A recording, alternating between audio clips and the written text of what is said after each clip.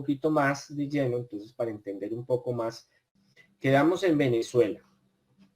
Estamos hablando de varios países, entonces quedamos en Venezuela. Se habla mucho un posible golpe de estado a Nicolás Maduro, que se va a enfermar o que se puede morir, pero se mantiene una misma doctrina, una misma filosofía, como los Castro en Cuba, seguirá con el respaldo de China y de Rusia por los intereses económicos de estas potencias, que se desaparezca el presidente Maduro o llegue otro al poder en un sistema donde hay una hegemonía es muy complicado, muy difícil en este momento. La gente se ha acostumbrado a vivir bajo ese régimen.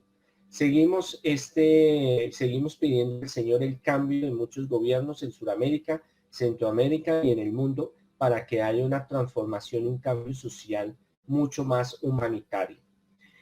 Yo les decía que si quedaba el señor de azul, porque es que no puedo nombrar algunos porque si no me pueden cerrar el canal, como a otros se los han vetado, los han cerrado, iba a haber una gran ola de partidos y de movimientos al poder de izquierda, tanto para Colombia. Hay un video que yo saqué sobre, que hablaba desde el año pasado, desde diciembre, sobre la izquierda en Colombia y en varios países, que yo ya les explicaba, la izquierda y derecha ya no existe, ya es mire quién sálvese quien pueda, pero si lo hablamos de esa forma, que yo crea, y lo vuelvo a ratificar en esta predicción, que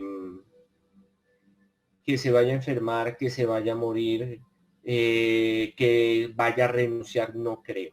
Él se muere en el poder. O lo matan o hay un golpe. Lo único es que haya un golpe de Estado bien fuerte y bien poderoso. Pero ¿qué es lo que sucede? Un golpe de Estado puede desencadenar una tercera guerra mundial. ¿Por qué? Porque es que Venezuela ya no es de los venezolanos, Venezuela ya no es de la corriente originaria de Hugo Chávez, ni de Maduro, ni de Diosdado Cabello, y no, ellos la manejan, pero los dueños de China, de Venezuela es China y es Rusia. ¿Por qué? Porque ellos están totalmente endeudados, colapsó todo su sistema agrario, económico, político, todos los... Entonces lo único era endeúdese, pague con petróleo, el petróleo se fue al piso y están debiendo esta vida y la otra. Se habla de que la deuda de Venezuela con China y Rusia es a 50 años, aún con Irak, Irán. Es una cuestión que mientras ellos lo apoyen y mientras se siga con este régimen, que vaya a haber un cambio en Venezuela, muy tristemente no. Y yo lo he hecho varias veces, la única es un golpe de Estado bien terrible, que entren y maten, destruyan hasta el nido de la perra, perdónenme la expresión, y esto es muy difícil de que lo hagan. El año pasado, independientemente, contrataron a algunos americanos, militares gringos que entraron y trataron de hacer una operación, pero eso fue un fracaso. ¿Por qué? Porque es que ellos están súper bien, ellos están en un pánico, Maduro y los demás, donde ellos están todo el tiempo, se han preparado para esto y son personas que se van a hacer matar en el poder, porque ellos saben que no hay nada más. Donde les dejen quitar el poder, ya no hay nada más. Entonces, gente que está preparada con las fuerzas iraníes, las fuerzas de Irak, las fuerzas rusas, tecnología china. Entonces, pues no vamos a pretender que eso sea tan fácil. Lo único sería un golpe de Estado de Estados Unidos, pero muy grande y masivo y desde el establishment, desde la parte que no creo que se vaya a dar por el problema que se puede generar con Rusia y China. Esperamos, amanecerá y veremos. Yo los veo que esa es la única opción, y yo ya lo he dicho desde hace tiempo, pero esperamos en las manos del Señor. Entonces miremos, en cada predicción que leo del fragmento que se ha transcrito literalmente el video, vienen unas pruebas, vienen unas noticias, unas evidencias para confirmar estas predicciones. Esto lo vuelvo a decir, ya algunos saben, están cansados que les vuelva a repetir lo mismo, pero hay gente nueva que apenas pues están entrando y conociendo. Por favor, suscríbase al canal. Los mercenarios detrás de la intentona de golpe en Venezuela. Entonces ahí es lo que yo les explicaba. France24.com, 15 de mayo del 2020. CyberCop, que se sabe de la compañía de seguridad de Estados Unidos detrás del fallido intento de golpe privado contra Maduro en Venezuela. Pueden descargar, ahí está en la caja de comentarios, hay varias cosas muy interesantes. Hay un video donde donde explico cómo hago las predicciones. Hay un blogger y una página de Wix, Oráculo del Señor, que pueden entrar y mirar. Yo ya se las he presentado en otros en vivos.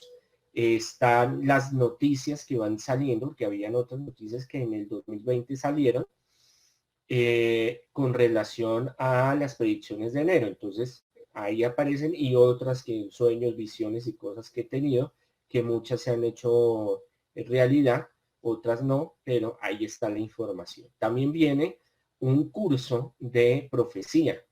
Es muy importante, son 2 libritos, lo pueden descargar, muy buenos, porque es el mundo de la profecía, el mundo de los profetas, el mundo del profetismo en Israel es apasionante, muy interesante. Entonces, para que entren y comprendan un poco más sobre ese mundo. También están los libros de José Luis Sicre, un teólogo muy, muy bueno, que con Luis Alfonso Choque, un gran teólogo también, hizo una investigación muy, muy especial sobre el fenómeno del profetismo, el fenómeno de la profecía, el fenómeno del profeta Israel. Es interesantísimo para que ustedes conozcan un poco más sobre la profecía en el pueblo de Israel y en la teología, que eso tiene bastante que verse, porque en el Nuevo Testamento Jesús, los apóstoles, también los toca la profecía. Esta es una noticia de bbc.com, 10 de mayo del 2020, y en esa caja de comentarios está un link donde pueden descargar este documento. Son 230 páginas donde está predicción, abajo está las evidencias, porque son artículos seleccionados y son artículos muy, muy interesantes para conocer un poco más de lo que está sucediendo. Cuba, Rusia y China, el poder oculto de Maduro. Entonces ahí vemos lo que les está diciendo de que detrás de Maduro, no es solo Maduro, sino que hay un poco de gente ahí metida. Eltiempo.com, 21 de febrero del 2020. Los beneficios de Rusia y China por apoyar a Maduro. Ya eso lo hablamos comentándoles en guanoticias.com, 24 de enero del 2020.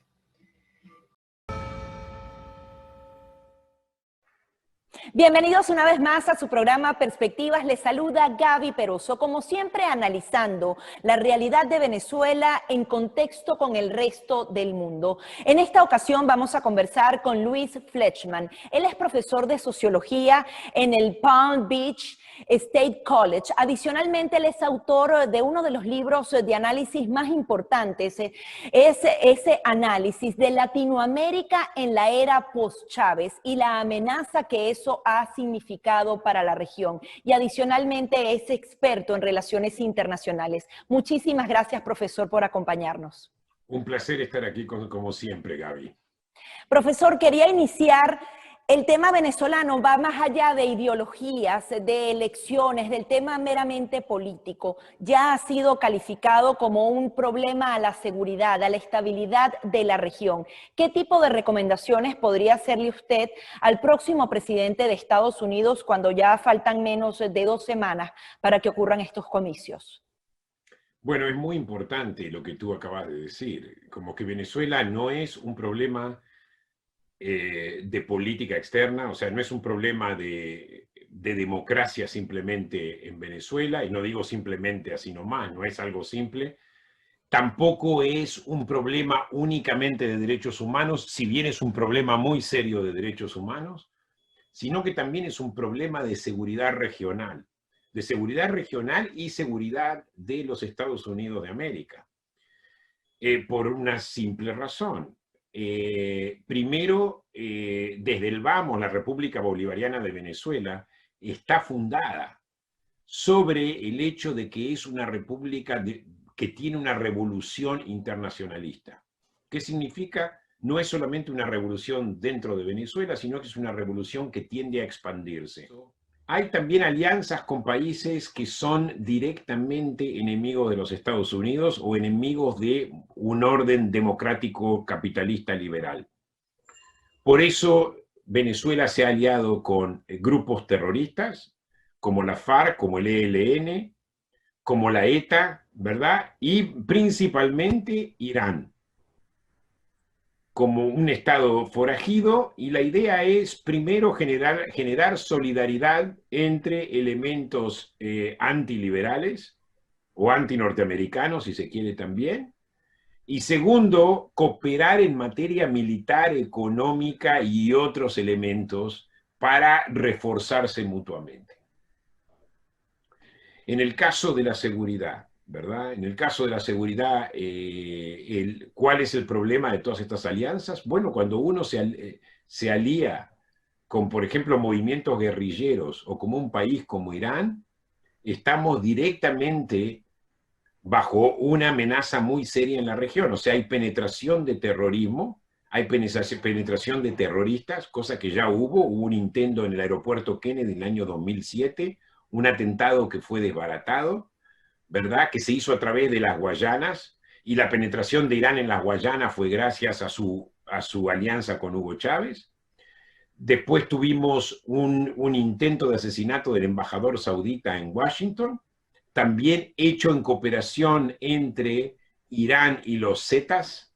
Los Zetas es una organización en realidad criminal que se dedica a las actividades de crimen organizado, particularmente con la droga. Y por otro lado, la alianza no es solamente ideológica entre Irán y Venezuela y entre todos estos grupos guerrilleros y Venezuela, sino que también es una alianza para el crimen. El crimen es un medio de obtener objetivos políticos, ¿verdad? Como lo dijo el informe del Atlantic Council recientemente. Pero el crimen es un medio para conseguir financiamiento y promover las actividades políticas y militares.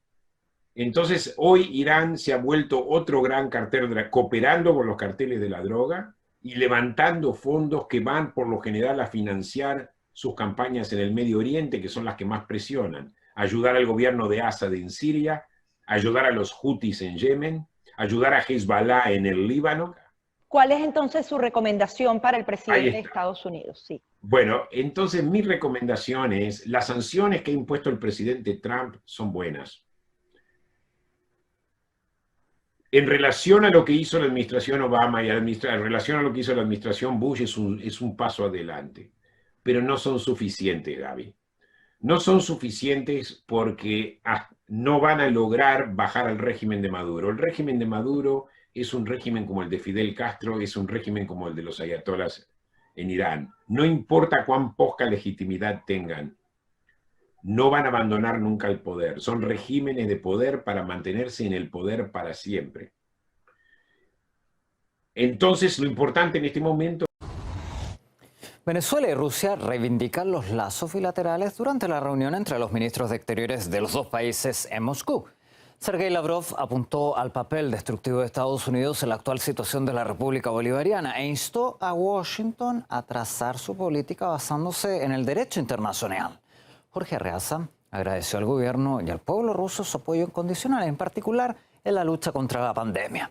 Nuestro corresponsal Nicolás Trinchero presenció el evento y nos trae más detalles. Terminó la conferencia de prensa que ofrecieron el canciller venezolano Jorge Arreaza junto a su par ruso Sergei Lavrov. Entre ambos se encargaron de destacar y valorar el fortalecimiento de las relaciones bilaterales que hay entre Rusia y Venezuela, y también respondieron a varias preguntas sobre diferentes temas. Nosotros tuvimos la oportunidad de hacerle una a Jorge Arreaza, al ministro de Relaciones Exteriores de Venezuela, relacionada con una declaración que llegó desde la Casa Blanca, en el sentido que ellos consideran que Venezuela no está haciendo lo suficiente como para que Estados Unidos levante las sanciones. Y también dijeron desde Estados Unidos que el gobierno venezolano tendría que colaborar más con Juan Guaidó. Ambos ministros de Relaciones Exteriores respondieron a esto. Nosotros aspiramos que haya un proceso de reflexión y que Estados Unidos aprenda a respetar a los países de América Latina, y en este caso a Venezuela, con sus particularidades, con su democracia protagónica, con su riqueza. Si quieren invertir en Venezuela, hay unas leyes muy claras de inversión internacional para que puedan incorporarse a Estados Unidos, respetar la Constitución venezolana, respetar el gobierno legítimamente elegido en Venezuela. Como te digo, quien no hace nada para volver a la legalidad es Estados Unidos, no es Venezuela la que tiene que hacer en este caso. Quizás es hora de que Washington comprenda que los asuntos con otros países, incluyendo Latinoamérica y el Caribe, deben resolverse sobre la base de la equidad, igualdad, respeto mutuo y no sobre la base de los principios establecidos en la doctrina Monroe, que ya fue proclamada por la administración anterior como una guía para la acción. De ser así, considero que se trataría de un error de Estados Unidos. Y por otra parte, Jorge Arreaza reforzó el agradecimiento, reiteró el agradecimiento a Rusia, a Vladimir Putin, a su presidente particularmente, por la ayuda que está dando la Federación de Rusia a la República Bolivariana de Venezuela en el sentido de la lucha contra el coronavirus allí en Venezuela, que tiene por ahora poco acceso a vacunas, y en este sentido Rusia es quien está suministrando la cantidad de vacunas hasta ahora que van apoyando allí al gobierno venezolano para que pueda inmunizar a su sociedad. Escuchemos el agradecimiento que daba Jorge Arreaza. Sobre las vacunas, miren, nosotros estamos muy agradecidos con Rusia y la verdad es que la vacunación en Venezuela avanza en este momento, no a la velocidad que quisiéramos, la velocidad ideal. Si Venezuela no tuviese 6.000 millones de dólares bloqueados en los bancos en Europa y Estados Unidos y tuviésemos acceso a nuestros dividendos de la empresa Citgo, prácticamente les puedo asegurar que toda la población venezolana estaría ya vacunada. Lamentablemente, bueno, enfrentamos las adversidades y Rusia ha sido un gran amigo y un gran aliado en este proceso. Al finalizar, Arreaza también destacó que esperan poder fortalecer aún más las relaciones y la cooperación bilateral entre Rusia y Venezuela en un futuro próximo, y Lavrov, por su parte, destacó que Rusia se solidariza con Venezuela, sobre todo en lo relacionado con los intentos de diferentes países por intervenir en los asuntos internos de Venezuela. Este testimonio se enmarca en el contexto de un nuevo reporte de la Organización de las Naciones Unidas que acusa al gobierno de Nicolás Maduro de cometer crímenes de lesa humanidad en Venezuela. Según lo publicado por una misión internacional independiente que trabaja para el Consejo de los Derechos Humanos de la ONU, altos funcionarios han planificado y ejecutado graves violaciones cometidas desde el año 2014. Las respuestas a este informe no tardaron en llegar. El canciller del cuestionado gobierno del país, Jorge Arreaza, dijo que la investigación está plagada de falsedades. Arreaza enfatizó que no tiene rigor metodológico y fue dirigido por una misión fantasma contra Venezuela. Pero para analizar lo investigado y el alcance de este informe, hemos invitado hoy al programa a la señora Marta Valiñas. Ella es presidenta de esta misión que llevó a cabo la investigación de los derechos humanos en Venezuela. Señora Valiña, bienvenida. Gracias por acompañarnos hoy en el programa. Muchas gracias por la invitación. Me gustaría comenzar con la pregunta que tenemos hoy en las redes de Café CNN, y es que al ser un organismo con una alta experticia técnica, es un documento importante para la comunidad internacional. ¿Qué implicaciones tiene el informe? Sí, efectivamente, este es un informe que es el resultado de investigaciones con mucho rigor metodológico y por eso con mucha importancia y relevancia, porque hemos podido conducir a hacer investigaciones durante los últimos meses que nos han permitido recopilar información de diferentes fuentes y por eso estamos tan seguros de los hallazgos y de las conclusiones a que llegamos. Y su importancia es que no solo se documenta lo que pasó, quiénes estuvo involucrado, pero también porque ahí hacíamos recomendaciones, brindamos recomendaciones importantes al Estado venezolano de qué hacer para garantizar la justicia por estas violaciones y para, obviamente, garantizar que no vuelven a pasar. Entonces, la importancia es que este informe es un informe de una misión que es independiente. Nuestra misión fue creada por el Consejo de Derechos Humanos de la ONU y actuó imparcial e independientemente, y por eso sus conclusiones son tan importantes no solo en el seno del Consejo, pero también desde una perspectiva más amplia por todos los estados que están interesados, las personas que están interesadas en saber lo que está pasando en Venezuela y en contribuir a que se mejore la situación. Más de 2.800 casos se documentaron. La misión estudió 223 casos de violaciones de derechos humanos específicamente. ¿Cómo se realizó la investigación y hubo visita al país? Desafortunadamente no hubo visita al país porque el gobierno no respondió a ninguna de nuestras solicitudes de reunirnos con ellos, ni siquiera fuera del país. Hemos enviado diversas cartas al gobierno y no tuvimos respuesta a ninguna de ellas. Pidiendo información también sobre los casos que estábamos documentando, datos oficiales, nunca tuvimos respuesta.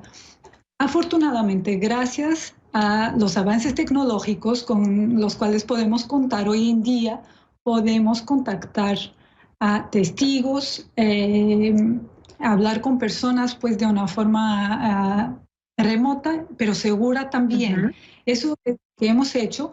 Y también hemos usado la posibilidad de analizar material audiovisual que está disponible también públicamente, pero lo hemos analizado con un miembro de nuestro equipo experto en eso, verificado los videos, geolocalizado los videos, también documentos confidenciales, documentos que incluyen expedientes judiciales. Como digo, hemos recopilado información de diferentes fuentes. Incluso hemos hablado con personas que son o actual o exintegrantes de las fuerzas de seguridad y de las agencias de inteligencia que identificamos en nuestras investigaciones como los responsables por estas violaciones. ¿Qué crímenes de lesa humanidad